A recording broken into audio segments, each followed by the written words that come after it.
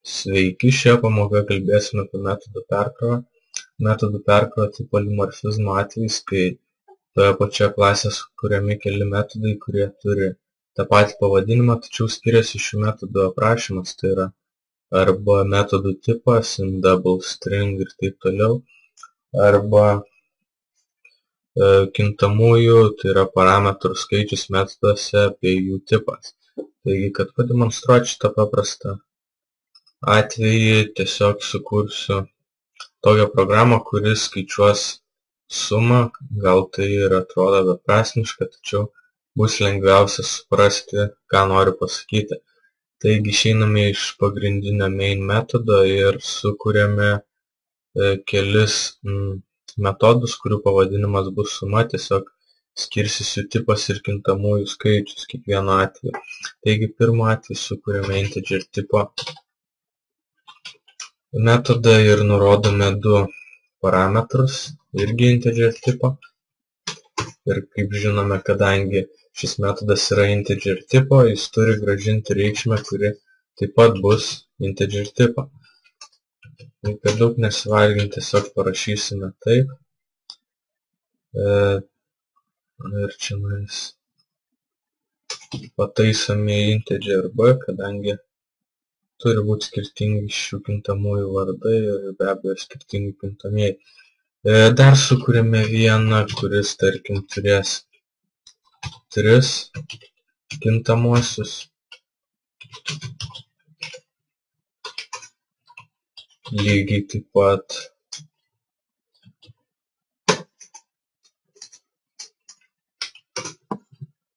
parašome grąžinimo sakinį ir matome, kiek klaidų nėra. Galima rašyti su 4, 5 ir taip toliau iki 100 kintamųjų. Turbūt šitą jau supratote. Taip pat pabandome kitą tipą double. Galima netgi padaryti tokį kintamųjų miksą. Ir pamatysite, jog iš tiek veiks. Šiuo atveju galime skaičiuojant double sumą naudoti vieną iš kintamųjų integer. Tiesiog mes įvesime sveikąją dalį, o sumuojant prie kito skaičiaus, kuris yra realus, atsakymas vis tiek bus teisingas, kadangi double neapvalina reikšmių. Kitu atveju, jeigu mes integer tipo metodui duotume double tipo kintamojus, galbūt tada įsiveltų tam tos paklaidos, nes atsirastų apvalinimas. Taigi vėl rašome return sakinį ir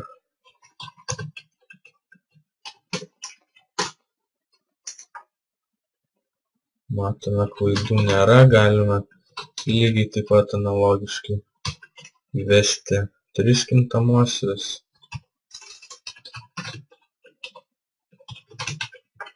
Ir vėlgi grąžinimo sakinį parašome. Ir kad išbandyti šios metodus, ar jie vis dėlto veikia, taigi einame į savo main metodą ir susikūrėme pagrindinės klasės objektą, kad galėtume būtent naudoti tos aprašytus metodus žemiau, arba dar galime tos metodus suma pavadinti static ir tuomet nereiks susikurti objektą, bet galbūt susikūrėme objektą ir bus paprasčiau. Tam, kad pamatytume, kokį rezultatą mums duoda tas metodas, tiesiog visus metodus iškviesime spausdinimo metodą.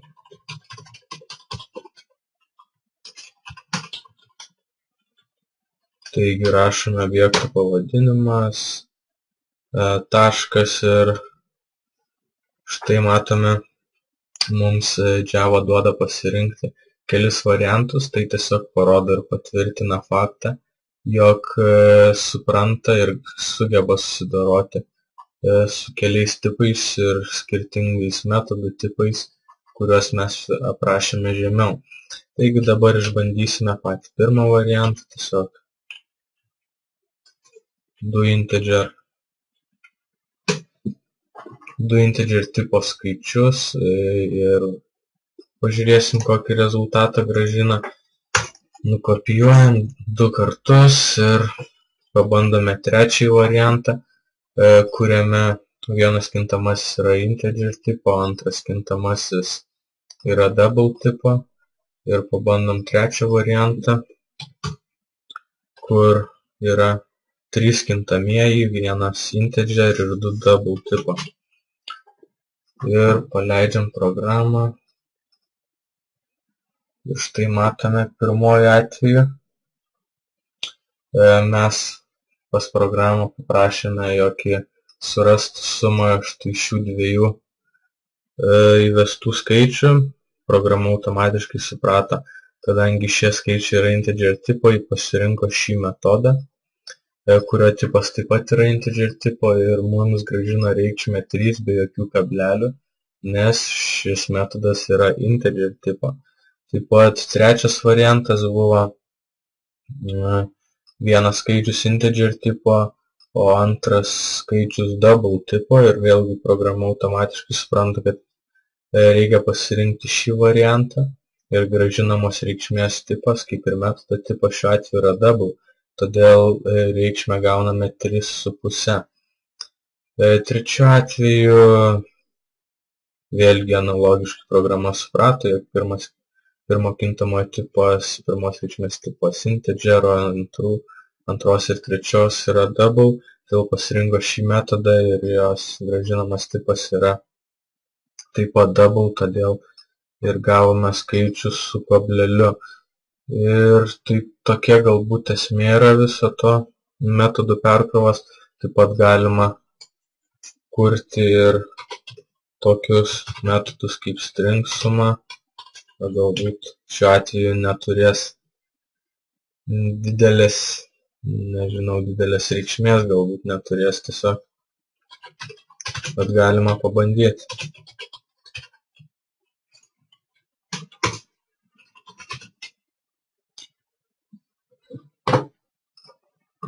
Taigi tam, kad surastume sumą, tiesiog turime šiuos string tipo kintamosius visų pirma paversti į integer tipo arba į double tipo.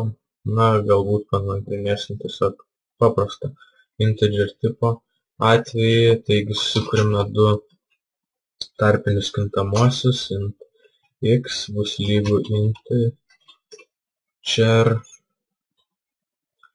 parse int ir čia įrašome pirmoją string kintamąją vardą, sukuriame antrąjį kintamąjį.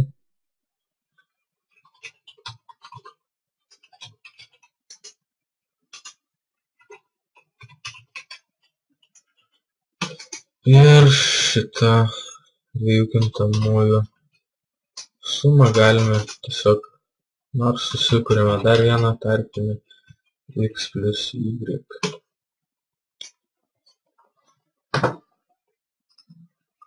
Taigi trūksta tik vienintelio dalyko, grąžinimo sakinio ir vėlgi naudojame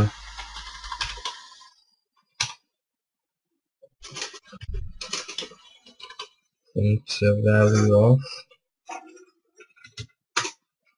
ir tiesiog įrašome mūsų skaičiuotą sumą. Na, kad išbandytume ir šį atvejį, nusikopijuojame dar vieną eilutę ir nepamirštame, kadangi tai yra, šis metodas veikia tik su string tipo parametrais, taigi ir mes siunčiame string tipo parametrais ir programa automatiškai žinos, kad pasirinkti būtent šį metodą. Paleidžiam programą ir štai matome, atsakymas yra teisingai. Na, ką aš galbūt pakomentuosiu, kadangi su to dar nesat susidūrę. Taigi, siunčiant string tipo parametrus, programa automatiškai žino, kad naudoti string tipo metodas pavadinimu suma, kuri turi 2 parametrus, kurie yra taip pat string tipo. Taigi visų pirmiausia sukuriame pirmąjį tarpinį kintamąjį x, jį panaudodami šią funkciją, šiuo metodu naudodamasi, priskiriame integer tipo reikšmę, konvertuodami kintamojo string reikšmę į integer tipą. Analogiškai sukuriame y tarpinį kintamąjį, kurio tipas integer, taip pat konvertuodami kintamojo b, kuris yra string tipo, reikšmę integer, tada tarpinių kintamųjų sudedame šių dviejų integer reikšmių, gauname šių dviejų integer reikšmių sumą ir vėlgi naudojame dar vieną funkciją, kuri grąžina string reikšmę naudodama integer tipo kintamai ir grąžina galutinį rezultatą į mūsų iškviestą spausdinimo metodą pagrindinėme metode. Taigi tiek apie metodų perkrovą. Tokia ir yra esmė, kad galima sukurti su skirtingo aprašymų, skirtingais tipais, skirtingais kintamųjų tipais ir skirtingais netgi kintamųjų skaičiais. Ta prasme, gali būti 3, 2, 1, 10 ir taip toliau. Tai manau, kad šiai pamokai vis tiek.